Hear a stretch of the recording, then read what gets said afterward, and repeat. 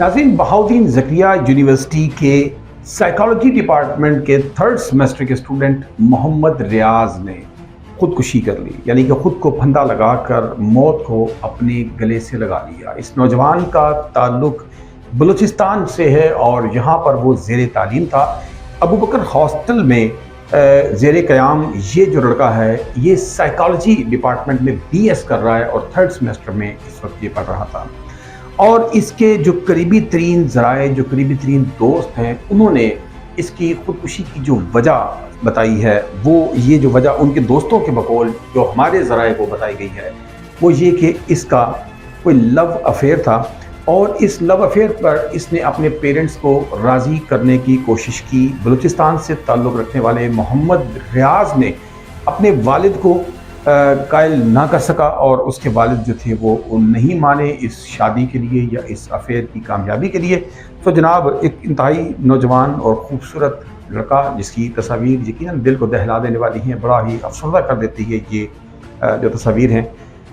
इस नौजवान ने ख़ुद को फंदा लगाकर मौत को गले से लगा लिया और आज वो पेरेंट्स, वो वालिदैन जो कि इस बच्चे की इस बात को मानने के लिए तैयार नहीं थे कि वो कहीं पर अपनी मर्ज़ी से अपनी ज़िंदगी गुजार सके या शादी कर सके, वो वालिदैन अपने बच्चे से हाथ धो बैठे और ये बच्चा जो है वो इस दुनिया से चला गया। अब इस अफसरदा पहलू को लेकर माशरे की एक ऐसी शक्ल हमारे सामने आती है कि जिसमें यकीनी तौर पर इंतहाई अफसरदा सूरत हाल है। हमें इसमें देखना पड़ेगा, इस पर बहुत सारा गौर करना पड़ेगा कि ये नौजवान जो है एक खुदकुशी की नौबत तक क्यों गया। इसके पास और बहुत से ऑप्शंस थे जिनको लेकर वो अपनी कामयाबी की तरफ आगे बढ़ सकता था, एक स्ट्रगल कर सकता था।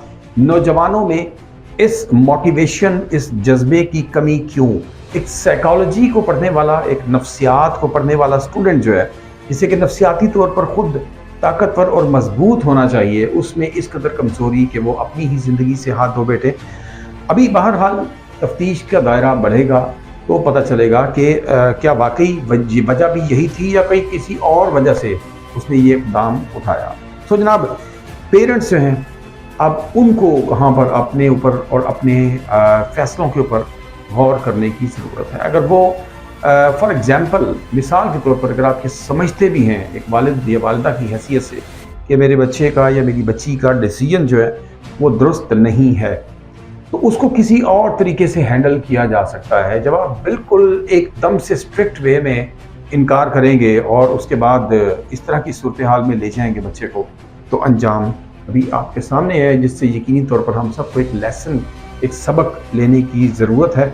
बहुत सारे मामला ऐसे हैं जिनमें बच्चों को, वालिदैन को ज़िद की तरफ नहीं जाना चाहिए, एक दूसरे के साथ कंप्रोमाइज़ की तरफ बढ़ना है। और अगर कंप्रोमाइज़ नहीं तो कम अज़ कम अगर आप अपना ही फैसला मनवाना चाहते हैं तो उसके लिए कोई सॉफ्ट वे, कोई पोलाइट वे जो है उसको आप तलाश कीजिए, बजाय इसके कि आप जो है वो सख्ती का रास्ता इख्तियार करें या ज़िद पर उतरें। तो इससे इस किस्म के मामलात देखने को मिल सकते हैं। तो जनाब, इस अफसरदा खबर के साथ बहाउद्दीन ज़करिया यूनिवर्सिटी मुल्तान की इस न्यूज़ के साथ आपकी खिदमत में हाजिर हुए।